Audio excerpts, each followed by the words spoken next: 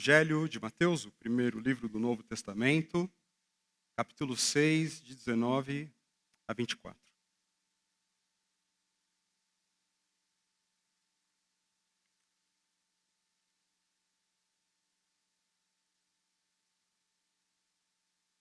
Assim diz a palavra do Senhor. Não acumulem para vocês tesouros na terra, onde a traça e a ferrugem destroem e onde os ladrões arrombam e furtam. Mas acumule para vocês tesouros nos céus, onde a traça e a ferrugem não destroem e onde os ladrões não arrombam nem furtam. Pois onde estiver o seu tesouro, aí também estará o seu coração. Os olhos são a candeia do corpo. Se os seus olhos forem bons, todo o seu corpo será cheio de luz. Mas, se os seus olhos forem maus, todo o seu corpo será cheio de trevas. Portanto, se a luz que está dentro de você são trevas, que tremendas trevas são. Versículo 24. Ninguém pode servir a dois senhores, pois odiará um e amará o outro, ou se dedicará a um e desprezará o outro. Vocês não podem servir a Deus e ao dinheiro. Ao longo da história, o ser humano produziu, criou várias coisas maravilhosas. Carros, aviões, computadores, máquinas fotográficas, smartphones, videogames e tantas outras bugigangas. Mas uma das invenções que mais me chama a atenção, que mais me desperta interesse e admiração, são os aparelhos de imagens. Tomografia, ressonância magnética, ultrassom, raio-x. É impressionante como essas invenções elas me chamam a atenção, porque esses aparelhos eles conseguem ver algo que eu não consigo ver. Eles conseguem olhar dentro de mim. Conseguem ver qual é o estado dos meus ossos, dos meus órgãos, do meu pulmão, da minha mente, do órgão coração. Ele é capaz disso. Mas até hoje, mesmo com toda a tecnologia e ela se desenvolvendo cada vez mais, o ser humano não é capaz de olhar a alma de cada um de nós.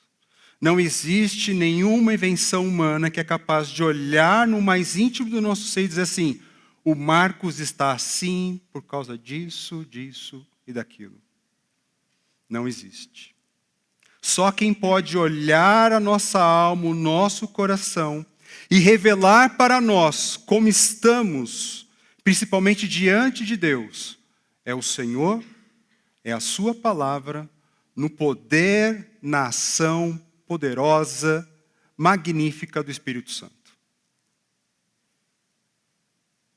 Salmo 139, versículos 23 e 24 diz assim, sonda-me, ó Deus. Sonda-me, ó Deus, e conhece o meu coração. Prova-me e conhece as minhas inquietações. Vê se em minha conduta algo te ofende e dirige-me pelo caminho eterno. Hebreus 4:12. Pois a palavra de Deus é viva e eficaz e mais afiada que qualquer espada de dois gumes. Ela penetra até o ponto de dividir alma e espírito, juntas e medulas, e julga os pensamentos e as intenções do coração. E o versículo 13 ainda diz assim, não está sendo projetado. Nada em toda a criação está oculto aos olhos de Deus. Tudo está descoberto e exposto diante dos olhos daquele a quem havemos de prestar contas. Só quem conhece o nosso interior, o nosso coração, é o Senhor. E a oração do salmista no Salmo 139, ela precisa ser a nossa oração. Senhor, como está o meu coração. Sonda-me, revela para mim, prova-me a minha conduta e guia-me por caminhos eternos. Raio-X da alma é o tema para esta noite. Raio-X da alma. Oremos mais uma vez. Nosso Pai, humildemente pedimos que nos abençoe com o teu diagnóstico a nosso respeito. Para que em Cristo possamos misericordiamente sermos tratados para que a nossa vida honre hoje e sempre o Senhor. Abra nossos ouvidos, abra nossos corações e fala ao mais íntimo do nosso ser. Amém. O texto de Mateus, capítulo 6, é o texto que está no grande discurso do Senhor Jesus, o Sermão da Montanha. Capítulo 6, que nós acabamos de ler, vai falar sobre dinheiro. E dinheiro é um dos assuntos mais abordados por Jesus em seu ministério. O tema principal do Senhor Jesus nos evangelhos narram que ele fala mais sobre o reino de Deus. O reino de Deus é a principal abordagem de Jesus. Depois é dinheiro. Primeiro o reino de Deus, depois Jesus fala sobre dinheiro. Das 28 parábolas que o Senhor Jesus fala, 16 tratam ou usam a figura do dinheiro. Das 28 parábolas, 16 tratam sobre dinheiro, falam a respeito de dinheiro. Na Bíblia, existem para a fé 215 versículos sobre fé. Sobre salvação, 218. E sobre dinheiro, 2.884. O assunto é importante. O assunto mais importante, de fato, é o reino de Deus, o Senhor do reino, o Senhor Jesus, mas o Senhor trata algo a respeito do dinheiro. Jesus, ele nos adverte que quando mexer com dinheiro, nós temos que ter cuidado. Porque se mexermos errado, nós podemos trazer duras consequências para as nossas vidas. E quando que mexemos errado com dinheiro? Quando é que isso acontece? A gente mexe errado no dinheiro quando deixamos o dinheiro mexer com a gente.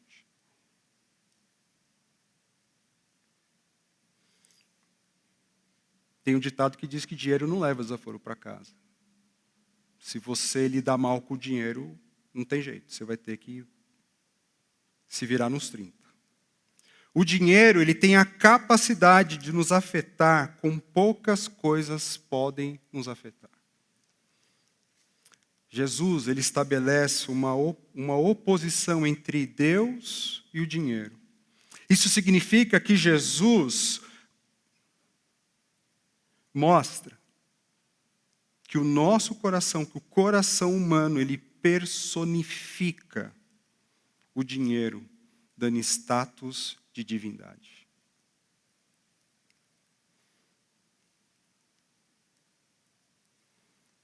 Essa relação com os bens é uma relação poderosa e perigosa, porque acreditamos que os bens podem nos proporcionar coisas maravilhosas.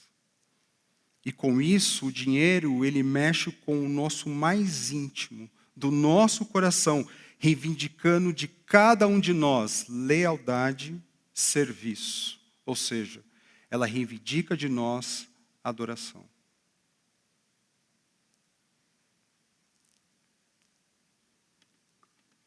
Vocês já perceberam que o dinheiro fala com a gente?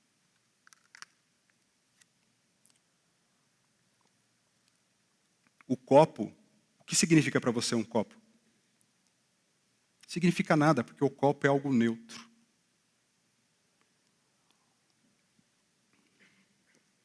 Mas o dinheiro fala com você.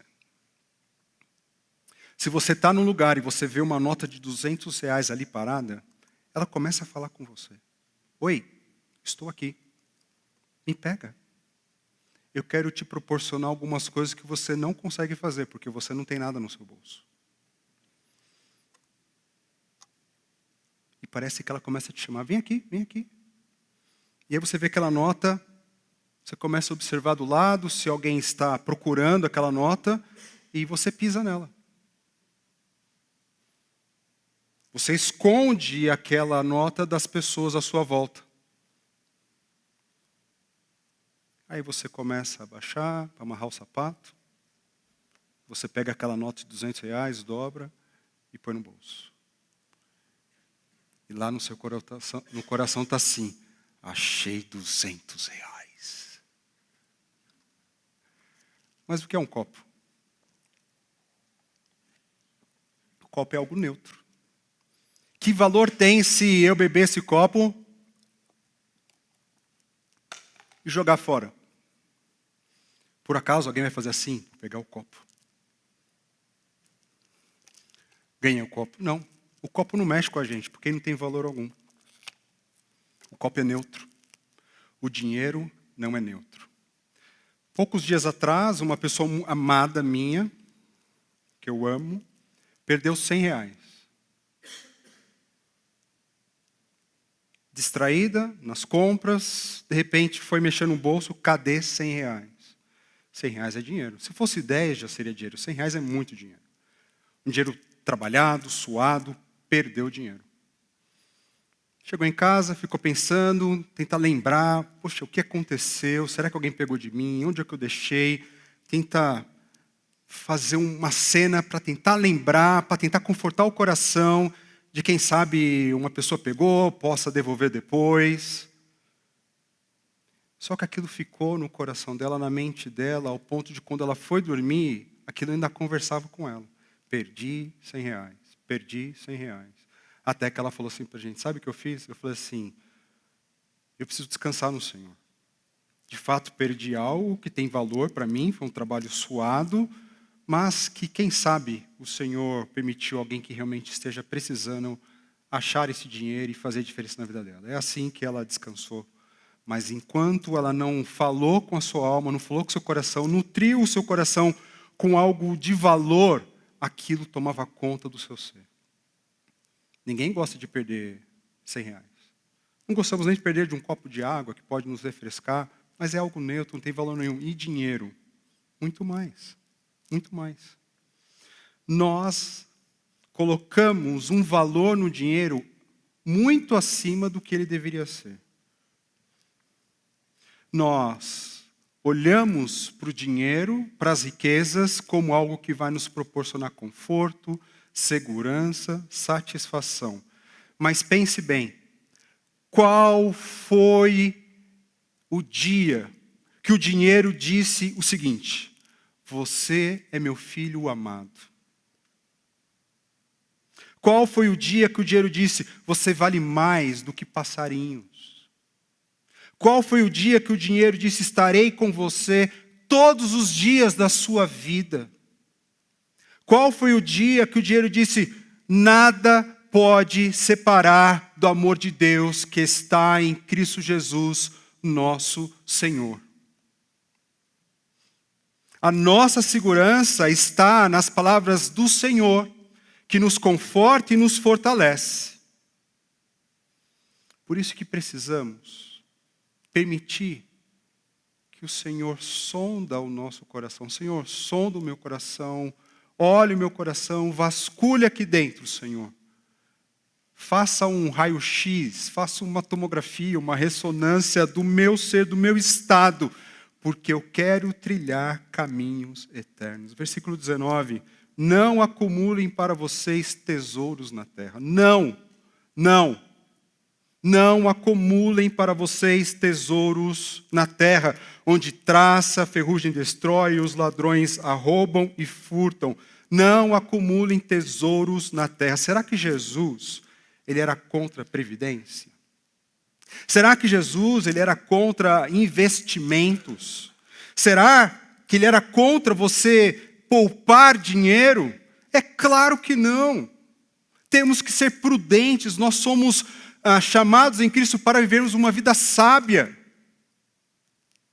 Nós temos que investir, temos que cuidar, temos que poupar, para cuidar da nossa família, para investir num aperfeiçoamento profissional, investir na vida dos nossos filhos, pagar as nossas contas, não termos dívidas. É claro que o Senhor Jesus não é contra isso, mas existe um alerta do Senhor Jesus, porque Ele sabe que dinheiro é algo que pode destruir a vida das pessoas. Ela tem essa capacidade. É claro que o dinheiro não sendo neutro, não é o dinheiro em si que vai fazer algo mal, mas o amor ao dinheiro. Mas é uma linha fina, né? Eu conheço muitas pessoas que idolatram dinheiro, mas ela fala que não ama o dinheiro. Não, porque amar o dinheiro que é o raiz das mães. Eu não amo. Eu apenas cuido dele com muito zelo. No fim do Sermão da Montanha, no fim, capítulo 7 de Mateus, o Senhor Jesus, Ele fala que aquele que ouviu as suas palavras, que escuta as suas palavras e coloca em prática, é como um sábio, como uma pessoa prudente que constrói, que alicerça a sua casa sobre a rocha. Mas aquele que escuta as suas palavras, mas não as pratica, é como um insensato, é como um tolo que edificou a sua casa sobre areia. E quando os momentos difíceis vêm sobre a vida dessas pessoas, o seu fundamento é que vai mostrar da onde você está confiando. O Senhor Jesus, quando Ele fala de dinheiro como algo que pode roubar a nossa atenção, roubar o nosso coração, nos fazer devotos, servos dEle, o Senhor Jesus pede que ouça o que Ele está dizendo e coloque em prática. Coloque em prática. Não acumulem. Não coloque a sua esperança nas riquezas. O Senhor Jesus escolhe o dinheiro, as riquezas para falar disso, mas Ele está falando a questão dos ídolos que nós erguemos no nosso coração. Ídolos aonde nós colocamos a nossa esperança. E esses ídolos, muitas das vezes, são situações, são questões, são coisas legítimas. É legítimo você trabalhar, é legítimo você guardar o seu dinheiro, mas quando isso passa do limite, é idolatria. E o principal ídolo, rival do Senhor, é o dinheiro, são as riquezas. Na Bíblia, abra a Bíblia em Lucas, capítulo 18, de 18 a 23, vai falar do homem importante, na versão NVI. Nas versões mais antigas, a palavra vai falar sobre o mancebo rico. Numas versões um pouquinho desta, que é bem antiga, é o jovem rico. Mas é traduzido para nós como o homem importante. Um homem importante.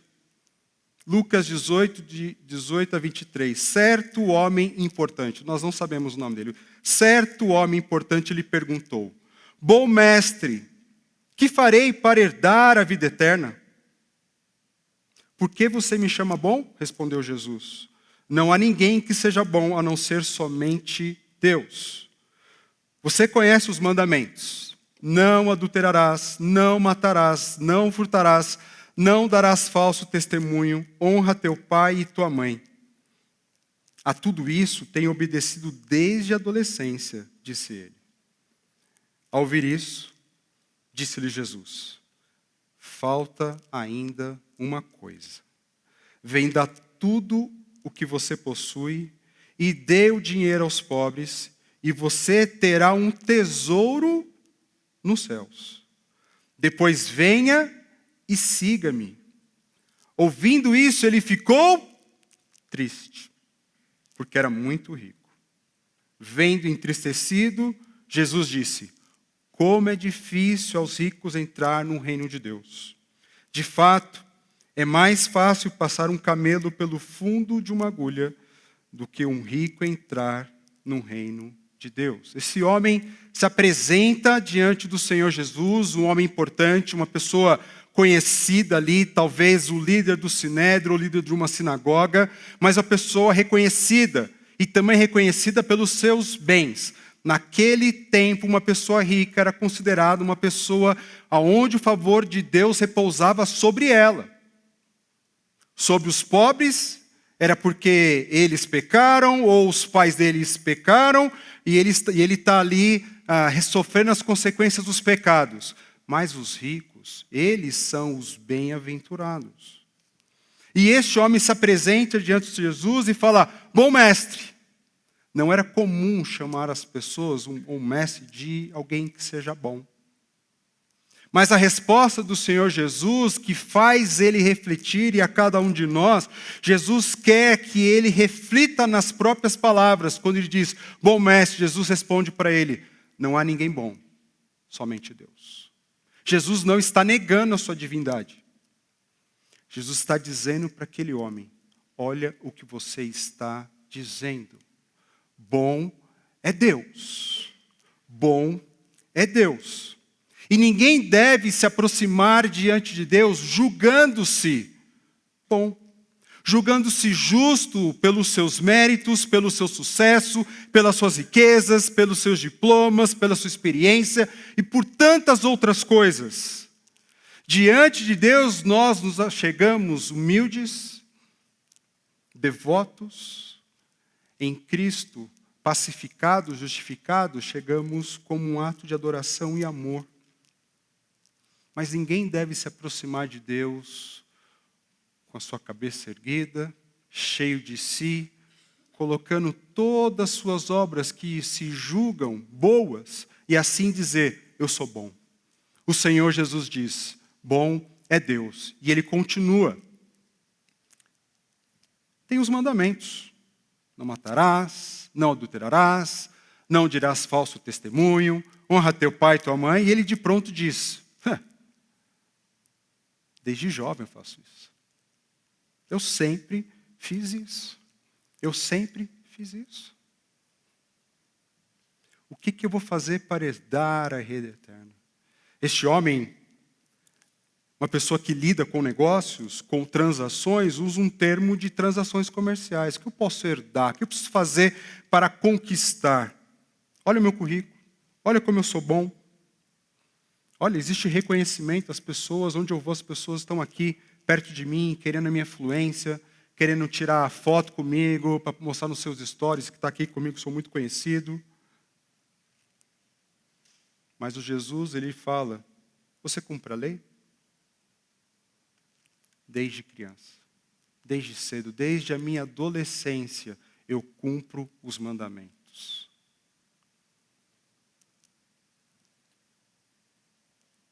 Cumpre mesmo?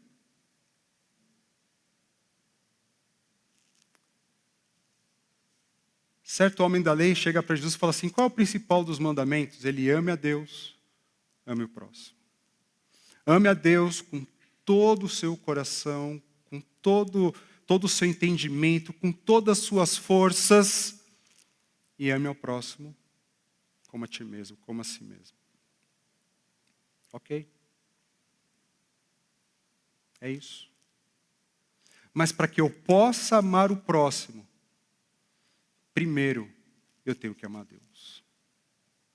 Primeiro eu tenho que amar Deus com todo o meu coração, com toda a minha força, com todo o entendimento, com toda a minha existência, eu preciso amar a Deus. E o Senhor Jesus, com o seu olhar, que consegue chegar no mais íntimo do ser, ele olha para aquele jovem, Marcos capítulo 10, versículo 21, um texto paralelo, narrando essa situação. Jesus diz para ele, é dito, aliás, Jesus olhou para ele com amor e disse. Jesus olha no coração daquela pessoa. E Marcos diz com amor. E por que Marcos usa essa palavra? Que Jesus olha para este homem importante com amor, mas Lucas não nos narra isso. O que está por trás do Evangelho de Marcos, quem está por trás é o apóstolo Pedro. O apóstolo Pedro que caminhou com Jesus e diz que o Evangelho de Marcos são as pregações que o apóstolo Pedro fazia, realizava, e João Marcos juntamente ali com ele. Somente Pedro poderia dizer qual é o olhar de Jesus amoroso. Somente ele poderia dizer isso. Lucas não foi um dos seus apóstolos. Lucas não foi um dos seus discípulos. Ele nunca tinha visto o Senhor. Provavelmente ele nunca viu o Senhor. Ouviu falar, mas Pedro andou com Jesus. E não só isso. Pedro negou Jesus. E na noite da sua negação, na noite onde ele não honra o seu mestre, o seu Senhor, diz que olhares se cruzaram. Jesus, na noite da ceia, ele diz assim: nesta noite vocês me abandonarão. E Pedro falou: o quê? Eles podem, eu não. Jamais abandonarei. E o Senhor fala assim: antes que o galo cante, você terá me negado 3 vezes. As pessoas chegam nele: e aí, Pedro? E aí, você não anda com ele? Não sei quem é esse homem. E na 3ª vez, o galo canta ou toca e diz que os olhares se cruzaram. Jesus olhando para Pedro, Pedro olhando para Jesus, e Pedro conhecendo Cristo, conhecendo o seu olhar, não era o olhar de Jesus para Pedro dizendo assim: tá vendo? Eu não disse que você me traí, mas é um olhar assim: Pedro, é para este homem que você é, duro hoje, insensato, que eu vou entregar minha vida. E quando na cabeça dele, na lembrança dele, ele lembra desse fato, deste jovem se aproximar de Jesus, e antes de Jesus dizer algo para ele que falta, Pedro ensinou a Marcos, ensinou a tantos, que aquele olhar de Jesus para aquele homem era um olhar de amor. Uma coisa te falta. Jesus olhou com amor, Jesus fez um raio-x, ele vasculhou a alma daquele homem e ele disse: te falta uma coisa. Falta você amar Deus sobre todas as coisas. Falta você colocar o Senhor como prioridade na sua vida. Então, para que você demonstre isso, um fruto digno de arrependimento, de que ama a Deus, venda tudo o que você tem, dê aos pobres, e você vai ganhar um tesouro nos céus. Um tesouro nos céus. E depois disso, me siga. O Senhor Jesus fez o convite para esse homem, o mesmo convite que ele fez para os 12. Siga-me. Você já se pegou lendo os evangelhos? Talvez você se imaginando como Pedro, Tiago ali, costurando as redes, pescando, e o Senhor Jesus se aproxima e fala: venha comigo, eu vou tornar vocês pescadores de homens. E você deixando tudo e seguindo. Não é assim que a gente olha? Eu faria como Pedro, Tiago, André e João. Eu faria que nem eles. O Senhor chamou, eu largaria tudo na hora e ia. Pois bem, Jesus fez o mesmo convite para esse homem. Deixa tudo e me siga. E o que ele fez? Não fez nada. Ele saiu da presença de Jesus triste. Vocês conseguem imaginar uma coisa dessa? Alguém que se apresenta a Jesus e sai da sua presença triste. E com um diagnóstico. Como é difícil um rico entrar no reino dos céus. É mais fácil um camelo passar pelo fundo de uma agulha do que um rico entrar no reino dos céus. Versículo 20 de Mateus 6. Não acumulem para vocês tesouros nos céus, mas o versículo 20 diz: mas acumulem para vocês tesouros no céu, onde a traça e a ferrugem não destroem, e onde os ladrões não arrombam nem furtam. Não acumulem tesouros aqui, mas torne-se rico para Deus. Acumule riquezas celestiais nos céus. E aí eu quero ler a respeito de um outro personagem, no capítulo 19 de Lucas, que é sobre Zaqueu. Não o nosso Zaqueu, é o nosso Zaqueu, mas o Zaqueu da Bíblia. E nem o Zaqueu da música, mas esse Zaqueu. Lucas 19, de 1 a 10, abram suas Bíblias, acompanhem a leitura. Jesus entrou em Jericó e atravessava a cidade. Havia ali um homem rico chamado Zaqueu, chefe dos publicanos. Ele queria ver quem era Jesus, mas sendo de pequena estatura, não conseguia por causa da multidão. Assim, correu adiante e subiu numa figueira brava para vê-lo, pois Jesus ia passar por ali. Quando Jesus chegou àquele lugar, olhou para cima e disse: Zaqueu, desça depressa. Quero ficar em sua casa hoje. Então ele desceu rapidamente e o recebeu com alegria. Todo o povo viu isso e começou a se queixar. Ele se hospedou na casa de um pecador. Mas Zaqueu levantou-se e disse ao Senhor: Olha, Senhor, estou dando a metade dos meus bens aos pobres. E se de alguém extorquir alguma coisa, devolverei 4 vezes mais. Jesus lhe disse: Hoje houve salvação nesta casa, porque este homem também é filho de Abraão, pois o Filho do Homem veio buscar e salvar o que estava perdido. O homem importante que lemos no capítulo anterior poderia ser uma pessoa admirada, respeitada, mas Zaqueu não era. Ele era publicano. Para quem não sabe, publicano eram os cobradores de impostos. Nós nem gostamos do nosso ministro. Quando você vê alguma coisa nas notícias, lá no site de notícias, você vê o nome do ministro e fala: ai, mais taxa, mais imposto. Nós não gostamos de pagar impostos.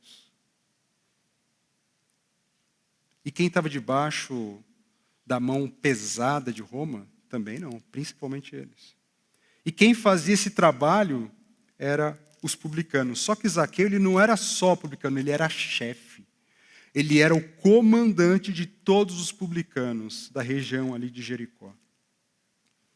Só que Zaqueu, ele fica curioso a respeito de Jesus, talvez ele já tinha ouvido falar a respeito de Jesus, talvez nos seus encontros ali, nas festas com governadores, também com outros publicanos, ou tinha histórias a respeito de Levi, Mateus, que era um publicano e agora era um seguidor de Jesus, nós não sabemos. O que motivou a curiosidade de Zaqueu, mas Zaqueu estava curioso para ver Jesus. Jesus está passando na rua principal ali em Jericó, multidão cercava e ele, por ser de pequena estatura, ele não conseguia ver Jesus. E também por ele ser chefe do publicano, ser um publicano, as pessoas também não davam espaço para ele. A sua curiosidade era tamanha que, ao observar o caminho, ele vê uma árvore. Ele fala: vou subir na árvore, eu só quero ver Jesus. Então ele corre, sobe na árvore e ali ele fica admirando Jesus, os seus discípulos passando. Só que quando Jesus passa perto daquela árvore, Jesus faz um raio-x de Zaqueu.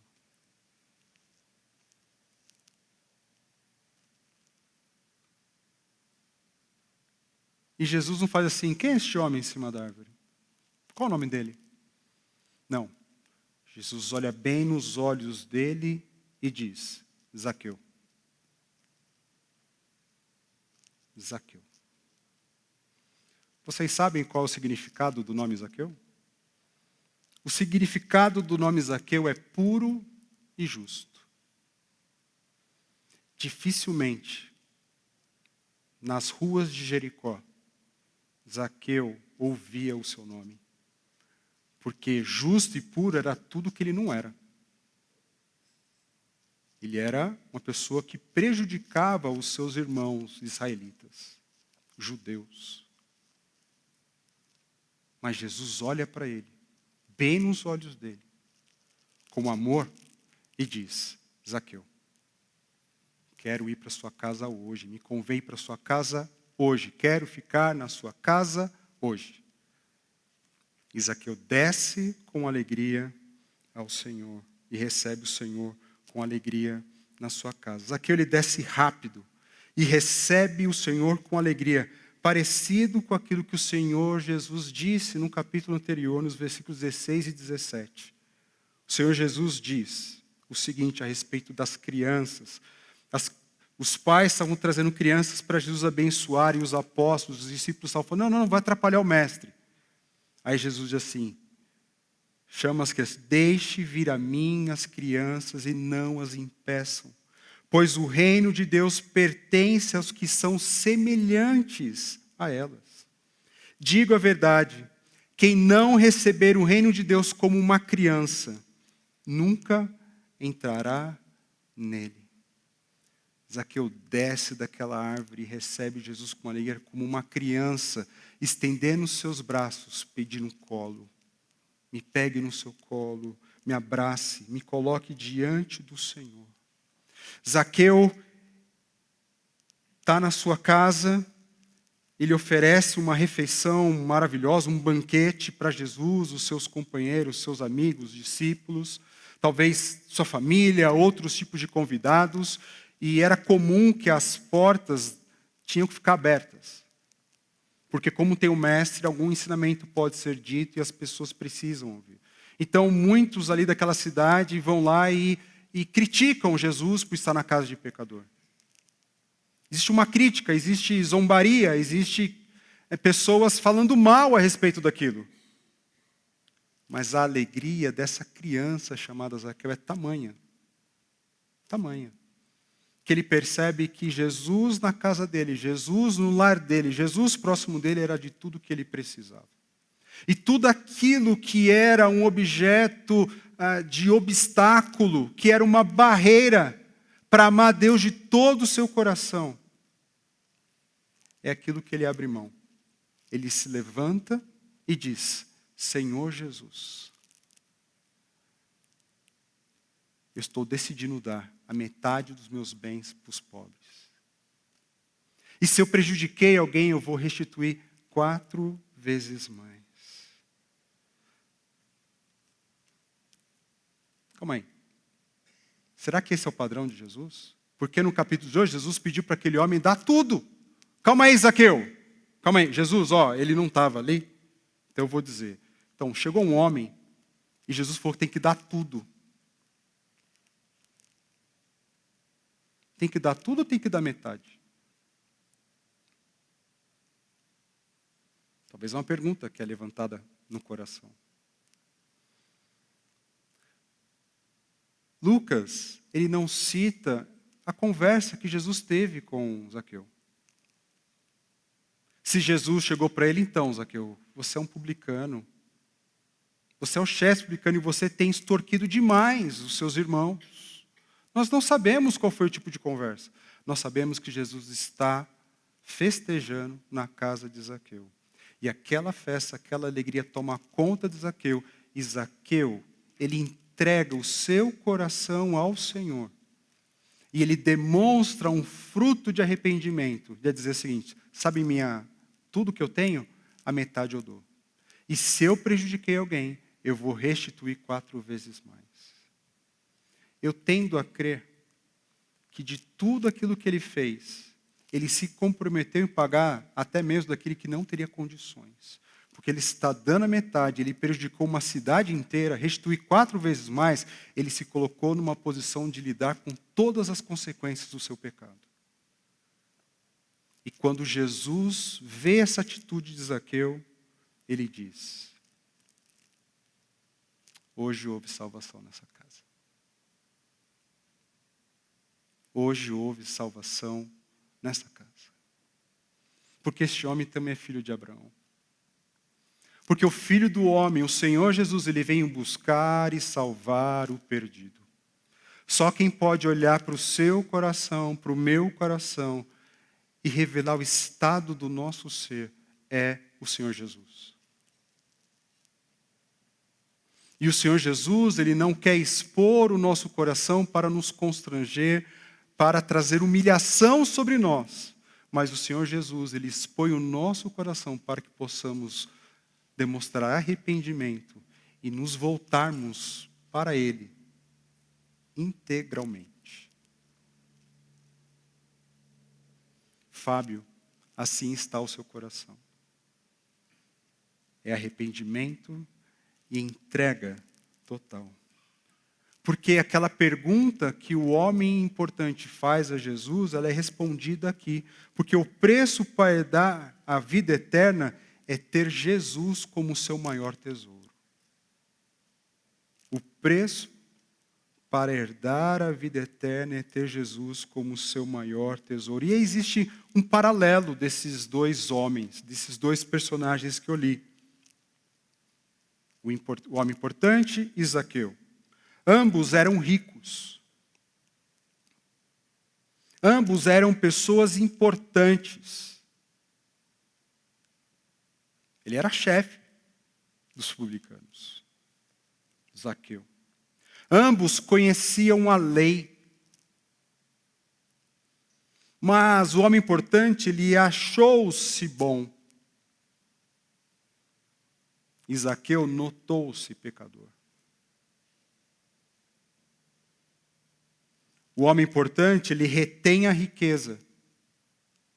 Zaqueu, ele entrega a riqueza.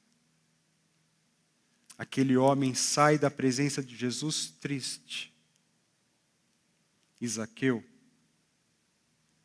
com alegria. Esses dois personagens. Daquilo que foi dito no capítulo 18, Jesus constatando aquela situação deste homem importante, Jesus disse que era impossível um homem rico se converter. Mas existe a pergunta dos seus discípulos, então, quem é que pode ser salvo? Ao Senhor tudo é possível. Então, é possível que no capítulo seguinte, um homem rico, um homem de posição, ele se rende a Jesus. Porque Jesus, ele veio buscar e salvar quem estava perdido. O homem importante, ele encontra o rei, mas opta por servir o dinheiro. Zaqueu é encontrado pelo rei, abandona o dinheiro e recebe o maior tesouro, que é Jesus. Jesus é o nosso maior prêmio, igreja. Jesus é o nosso maior prêmio. Diga ao seu coração, ministre ao seu coração todos os dias o Evangelho. Se eu tenho Cristo, eu tenho tudo. Eu preciso lembrar disso todos os dias. E isso aqui não é palavra de pastor para fazer média com você. Isso aqui é uma verdade de um servo do Senhor Jesus, de um discípulo do Senhor Jesus, de um amigo do Senhor Jesus, que tenho que olhar no espelho, ministrar o coração, ministrar o Evangelho para mim mesmo e dizer, se você tem Cristo, você tem tudo o que você precisa.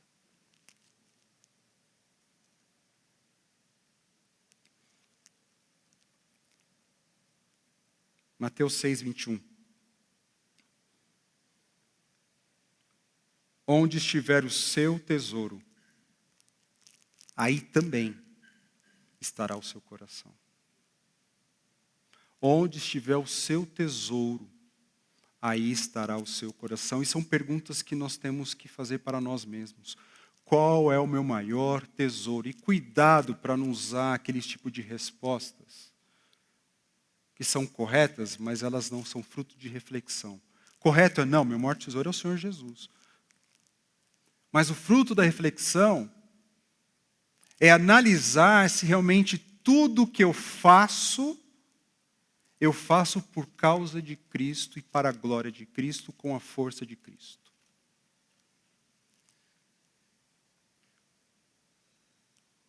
Um dos dias mais tristes, já disse para você, um dos dias mais tristes da minha vida como pastor. Mais triste, daqueles que dói o coração só de lembrar. Foi quando eu e o pastor Euclebe, que agora foi promovido para a glória, estávamos aconselhando uma jovem senhora, mãe de 2 filhas, que infelizmente passou pelo divórcio, foi abandonada pelo marido. Mas ela tinha um anseio tão grande de encontrar um marido, de casar, tão grande, tão grande, tão grande, tão grande, que ela fez muitas loucuras. E o cume, o ponto da loucura dela foi desprezar as filhas. Foi colocar uma jovem dentro da casa dela e demonstrar mais amor por essa jovem do que para as filhas, ao ponto delas filhas falarem assim, mãe, parece que você ama mais ela do que nós. E ela falou assim, mas é isso mesmo, eu gosto mais dela do que de vocês. E eu e o pastor nos juntamos para conversar, tentarmos entendermos. Ela falou assim, pastores, eu odeio as minhas filhas, porque elas me impedem de casar. Todos os homens que se aproximam de mim, quando eu falo que tenho filhas, eles vão embora. Eu odeio as minhas filhas. E ela falava assim, eu odeio as minhas filhas. O problema dela certamente não era dinheiro, mas era esse sonho de ser casada. Ao ponto de destruir as pessoas que amavam à sua volta e abandonar a fé. Hoje está longe da fé, infelizmente. Estamos falando de dinheiro, mas o problema não é somente dinheiro, são coisas assim que nós colocamos num patamar que elas não merecem, não são dignas. Só quem é digno de estar no centro da nossa vida, do nosso coração, é o Senhor Jesus. Mateus 6, 24, o Senhor conclui, ninguém pode servir a 2 senhores, pois odiará um e amará o outro, ou se dedicará a um e desprezará o outro. Você não pode servir a Deus e ao dinheiro. Não é possível ganhar os 2 mundos. Não é possível ter 2 senhores. Ou o seu coração é todo de Jesus, ou ele não é nada de Jesus. Jesus, ele não aceita nada pela metade. Ele só aceita tudo. Eu falei com os adolescentes sábado, nós não aceitamos nada pela metade. Imagina se no dia do meu casamento, eu escutasse nos votos a minha esposa falando o seguinte, Fábio, nessa data tão importante de nossas vidas, eu prometo que a metade da minha vida é tua e a outra metade eu dou para quem eu quiser. Mas que absurdo é esse?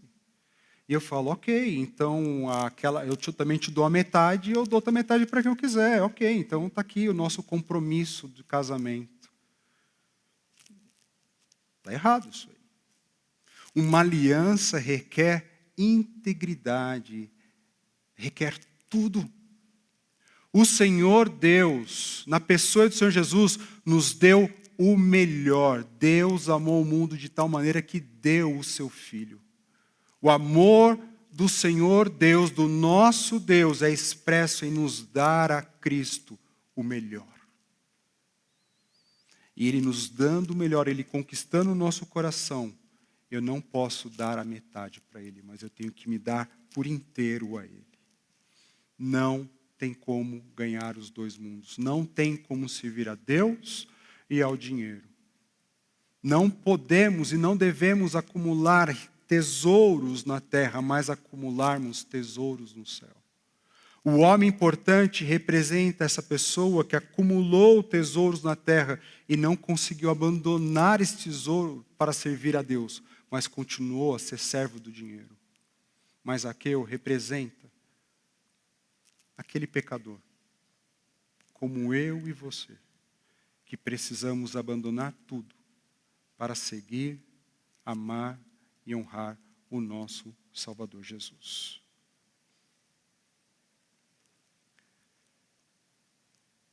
Se ele não for o primeiro de arautos do rei. No trono do viver, vai ser projetado aí. Isso. No trono do viver, só existe lugar para um. Lugar de quem governa todo o ser. No trono do viver só pode haver um Senhor. Se forem dois, um será amado e o outro rejeitado. Um novo dia vai nascer para você e para mim.